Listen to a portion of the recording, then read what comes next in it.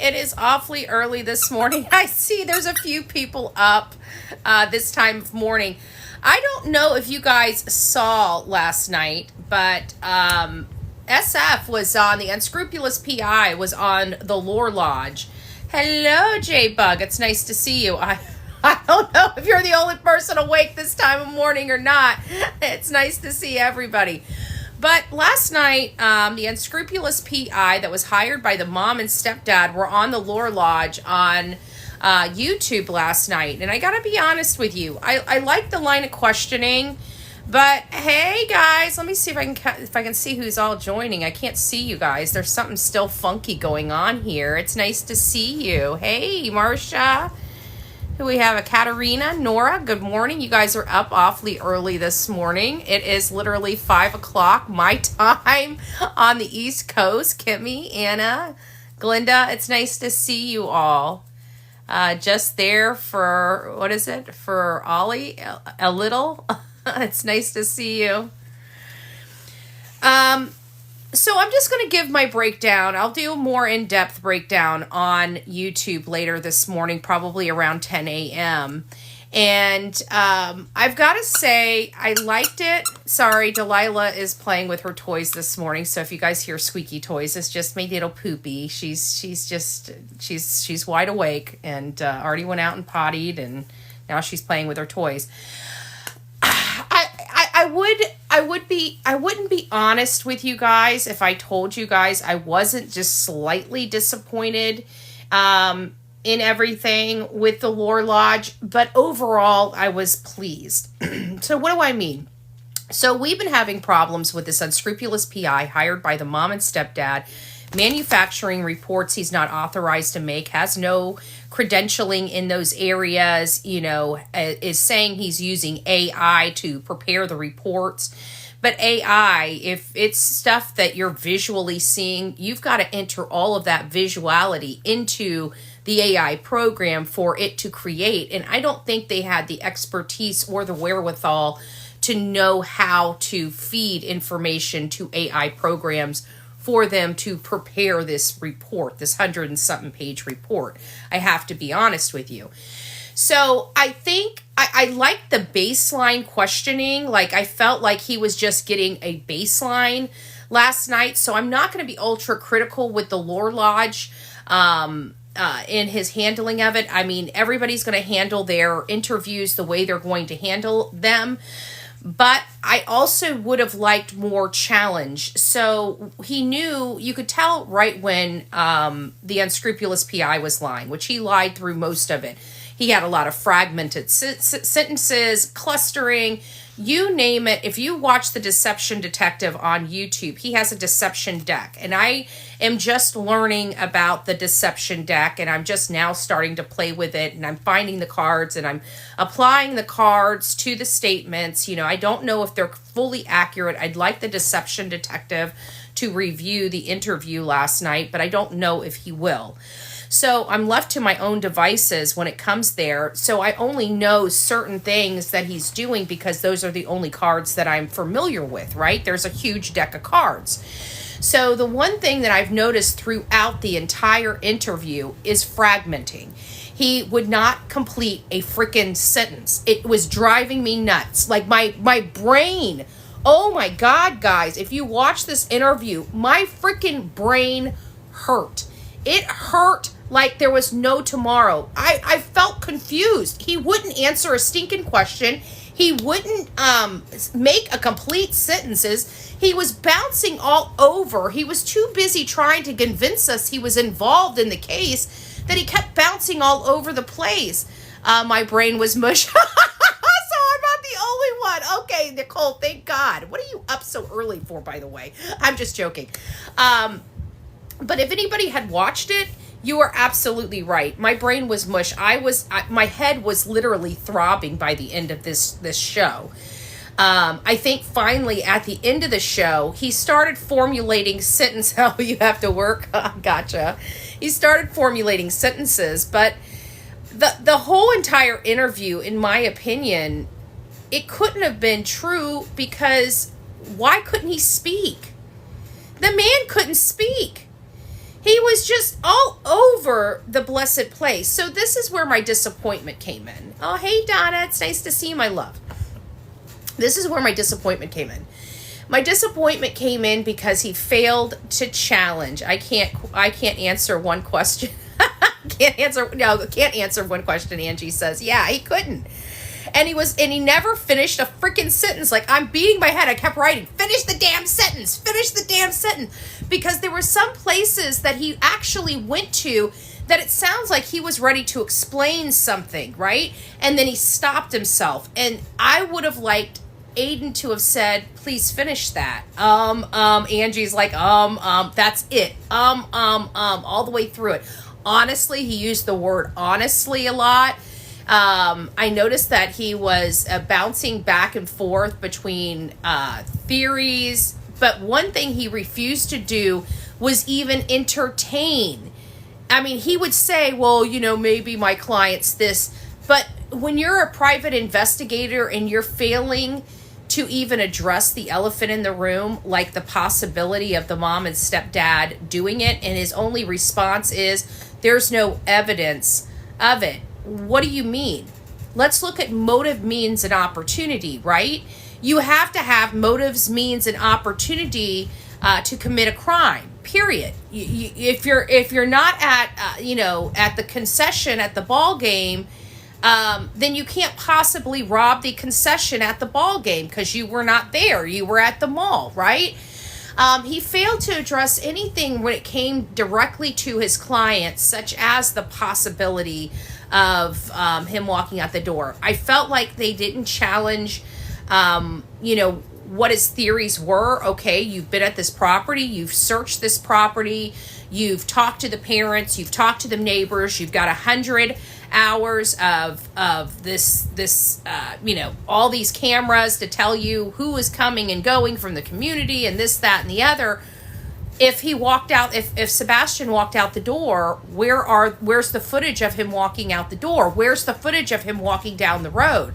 Where's the shadows? Where's the pixelation? Where's the issues? So I felt like he failed to challenge the information.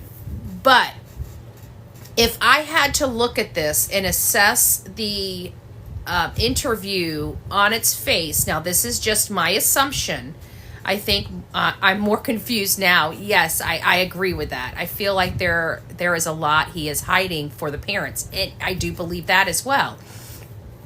But my next question would have been, I felt he failed his clients. He did. But he didn't really answer anything. He didn't tell anybody anything. He made a lot of allegations with no supporting facts. And even when Aiden tried to, ask him for the information, he refused to give it. He gave excuses. So he can't explain, he can't provide the evidence for why he calls Seth a pedo. He can't provide the evidence of the other car that he says is just a boyfriend and girlfriend. By the way, then he has another boyfriend-girlfriend event that he talked about, and I'm like, you know what? This is what really happened. He stole the boyfriend-girlfriend because he knows there's a boyfriend-girlfriend issue in the neighborhood, and he used that for the 3 a.m. car. So he's mixing stories up. Those things were not challenged. I feel like for the father and his spokesperson to be coming on their show, whenever they set that up, I mean, that's got to probably be a little concerning for that father and that father and his spokesperson, because I think that they felt like at least Aiden would have challenged him on the facts, especially with the pedo allegations, because he asked him about it. And he basically said, I know there's got to be some evidence out there, right?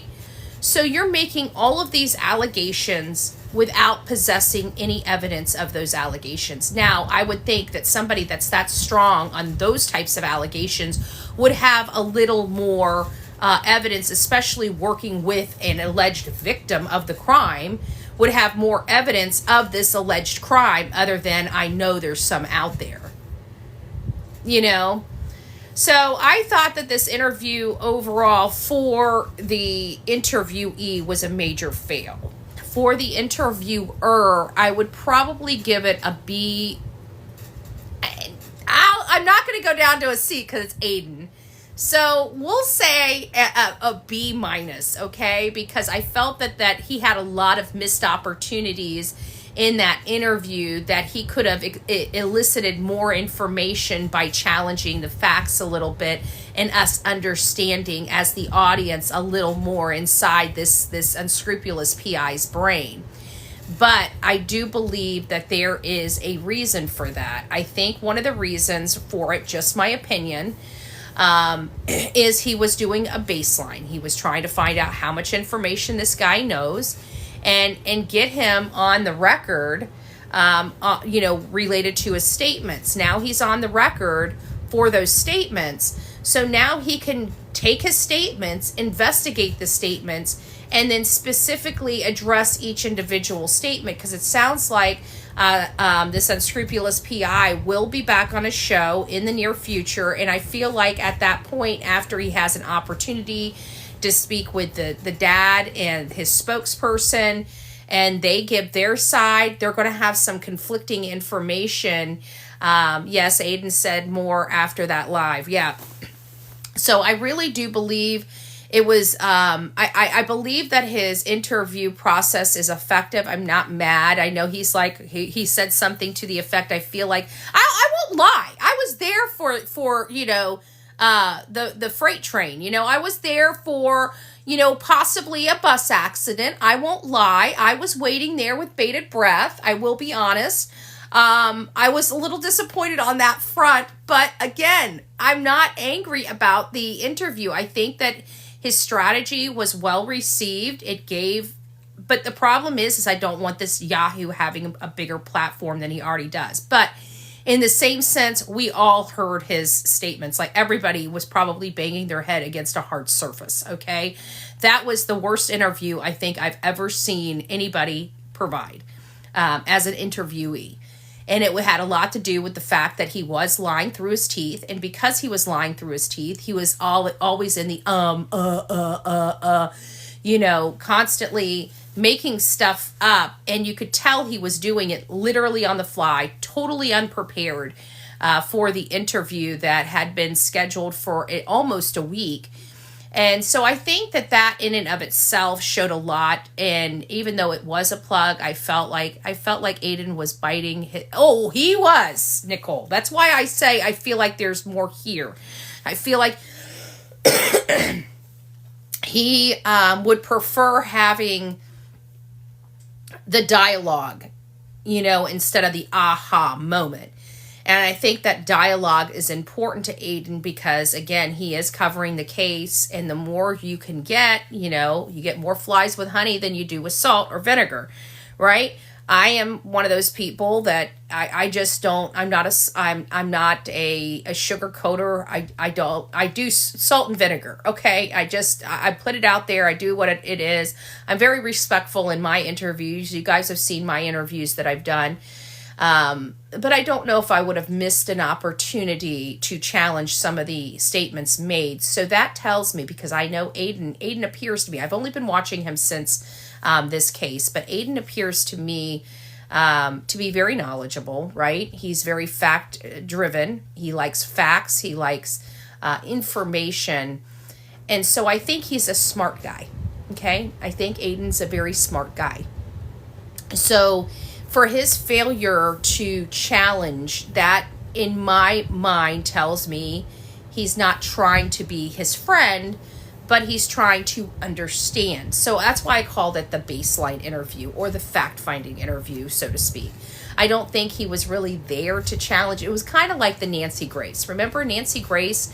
When we watched the Nancy Grace interview with Chris and Katie, she was asking a lot of questions, but never really challenged them on the information. She was just getting it, even if she was confused, like, for Mr. Proudfoot, please explain this. But she didn't really challenge them on a lot of stuff. So I felt and identified that was kind of where we were with the Lore Lodge. So I had to ask myself, why? So I came up with 2 reasons as to why he probably wasn't challenging SF as much as he would have liked.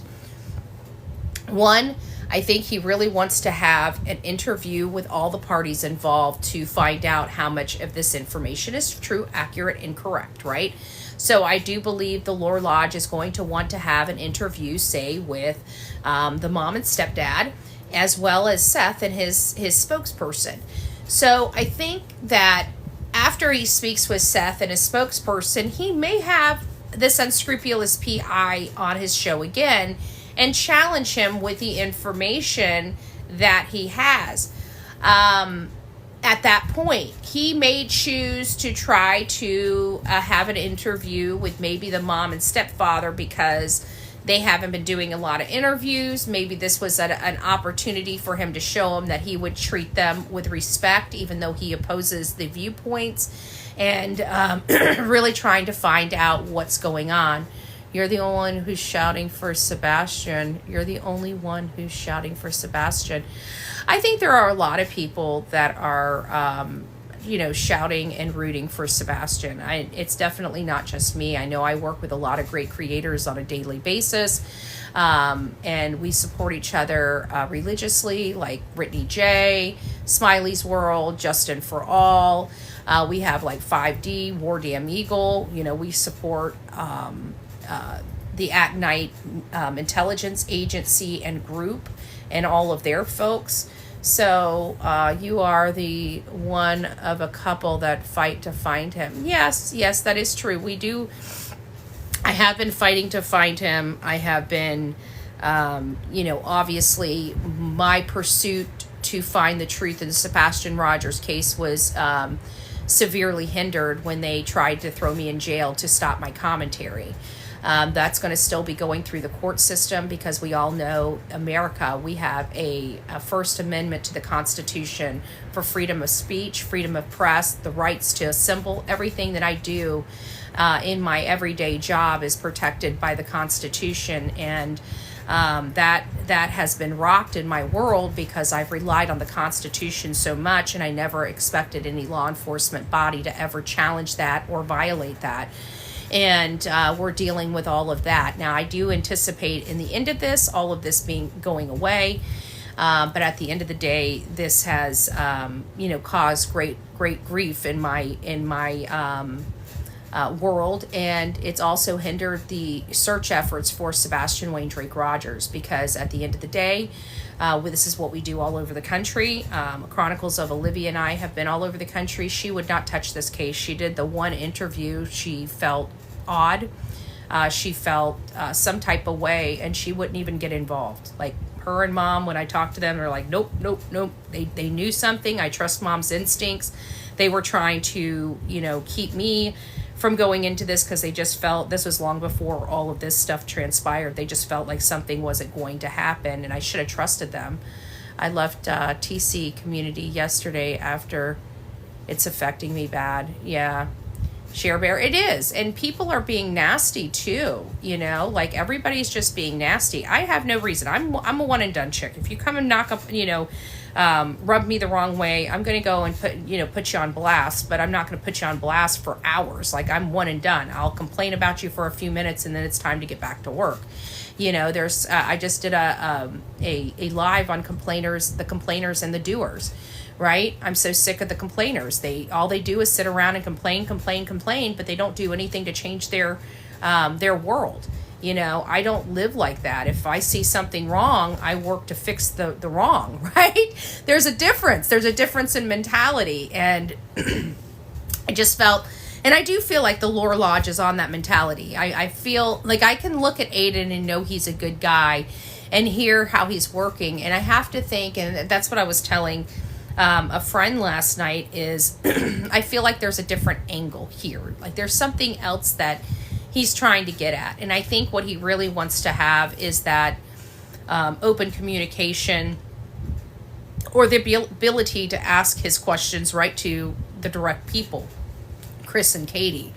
And I think he was trying to show them that despite their opposition, he's able to handle an interview with people he doesn't like respectfully. And I think that's an important gift to have.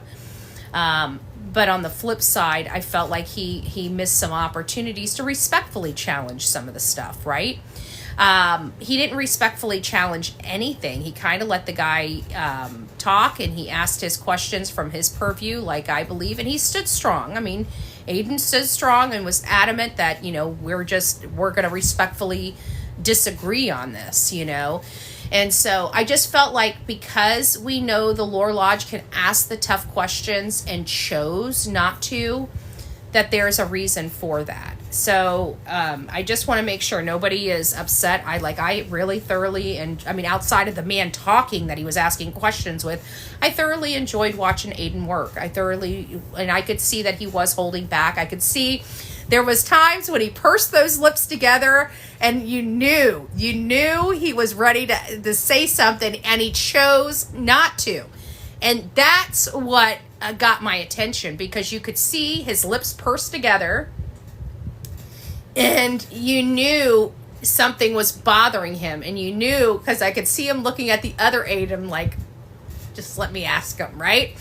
So I knew there was a lot of things with the statement Steve was saying that was bothering him, but he didn't react and he didn't challenge. So again, because we know Aiden, I've only been watching him for a few weeks, but I feel like I know his personality because I've watched a few of his lives, that I feel if he didn't challenge this important stuff, it had to be an angle. So that's all I'm saying. That's all I'm saying. I hope you guys get over there. My head was hurting. I will tell you, this unscrupulous PI literally talks into circles, and I think that's his MO. He talks into circles until you're so fucking confused, excuse my language, that you're just ready to pop, okay? And that is you see him in full force. You see him putting lipstick on a pig. You see the word salad. You see it all in this live. God bless Aiden for not literally hitting his head literally on his desk in the middle of the live, because I was like, huh? I'm paying attention here, okay? I'm paying attention here, and I'm like, finish a damn sentence. Just finish a sentence, dude. Finish a sentence. And then I'm like, okay, fine.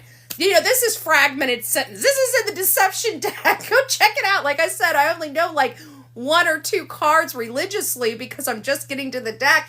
And the one that I definitely without a doubt identified last night was fragmented flipping sentences. He'd be talking about one thing. He'd ask him a question. He starts answering the question, and he abruptly stops and switches to a different topic. It was the most annoying interview I think I had. And I was already biased going in there because I can't stand that unscrupulous PI. I can't stand him at all. He makes me sick to even see his ugly ass face. It makes me sick to my stomach. That man thinks he's something that he just is not. And I do not believe anything about the beginning, about him being in, flying the planes, and, that's how he got into SARS training, because if you listen to it, he fragmented all over the place. Everything was so convoluted when he was answering that one specific question that I don't believe any of it. I don't.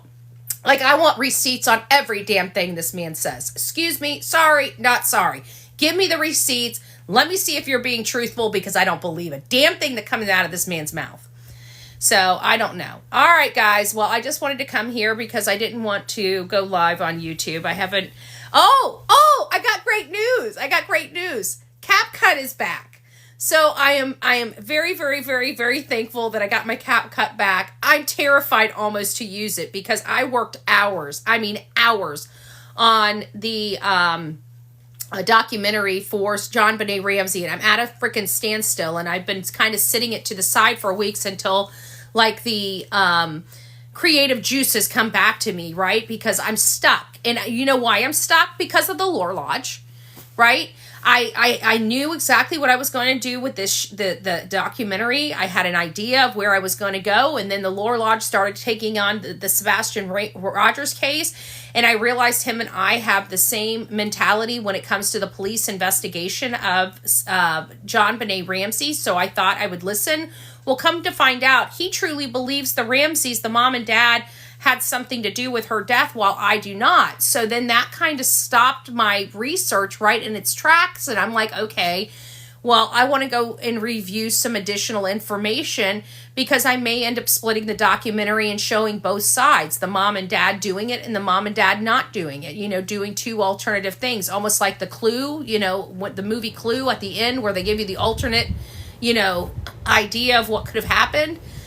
Something like that I was going to put in there. I might put in there, but I stopped because I wanted to see, in the deception detective, another person that I highly appreciate, and long story short is they also don't believe that a third party did. He also doesn't believe a third party did it. I feel like he believes the Ramseys are also responsible. So these are two highly respected people.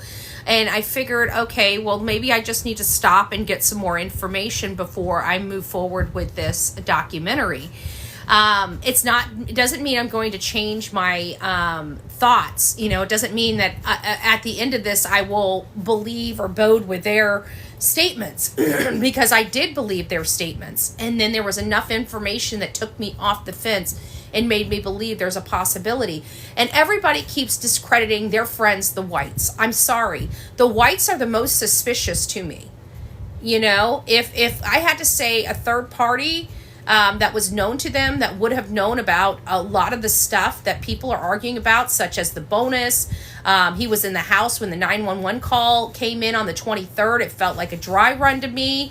Many of people at the house believe it was Mr. White that made that 911 call. Like, there's a lot of stuff that really is making me feel that this is very close to home, but may not be the mom and dad. So I still have a lot of work cut out for me before I finish the John Benet Ramsey case. But I can tell you, I am doing my research. I had to set it aside because it was just too much with the Sebastian and all the stuff going on. But I didn't want to rush that because I have spent so much time on the creation of the actual documentary. I didn't want to do it wrong. So I figured at this point it's just great to slow down and get some more information. So hopefully in the next couple weeks I will start assessing this documentary on other challenging information, such as the mom and stepdad possibly being, culprits, because I've removed them off my list by the time I was getting prepared for the documentary and was going to focus on other people. But now with the deception detective and the lore lodge, I figured I need to get an understanding of their theories and why they feel that way, and see if I can explain it. If I can explain it and it gets me back, then it does. If they have factual information that kind of further solidify that it could possibly be the parents, well, that's going to change the overall effect and commentary on my documentary. So that's kind of where we are, but I am still super excited that I have, because it was a lot, hours and hours. Just the 2-minute intro going into the documentary, I think took me 2.5 to 3 hours just to create that 2-minute slide where you got the newspapers going everywhere. It took me a long time to edit that, to make that effect happen for you. And much like this entire documentary, it's time consuming. So I want to make sure it's done right. All right, guys. Well, I appreciate you allowing me to bend your ear. I still appreciate, God bless the Lore Lodge for being able to put this on. I think the unscrupulous PI did his own damage, in my opinion, by him walking in circles, him providing people word salad. I trust the people. I trust the people when they know they're having, bullshit blown up their butt. Excuse me. Sorry, not sorry, but I truly feel that way, that the overall general public knew that guy was lying up there about his clients. And it took, and Aiden did challenge him enough to make him start saying some things. And we will be talking about those some things on the Bullhorn Betty channel on YouTube. So please come over, check me out. Remember, guys, you never want to keep all your eggs in one basket, because you never know when an app's going to just disappear, okay? Just to let you know. I just want to say one last thing. God bless Trump. We got TikTok and CapCut back. That's all I got to say. For his first day in office was a success from where I'm sitting. But I might be a little partial to that statement because I was in much need of his help, and I woke up this morning and very happy that I got help, okay? And I'm sure there are 170 million people sitting in my shoes right now. So anyways, you guys have an amazing day. Happy Tuesday. We're working through this week. And hopefully we can get some information that'll bring Sebastian Rogers home, or get the people that did something to him behind bars. Right? That's all I want. I just want the assholes that took this boy away from his home and away from his father to be in jail. Okay? That's what I want. And however we can get that done lawfully and legally, I want it done. All right, guys, rock it out with your coffee beans out. Don't forget to be fearless. If you see something, say something. An ounce of prevention is worth a pound of cure. And until next time, please be safe, but more importantly, kind to one another. God bless.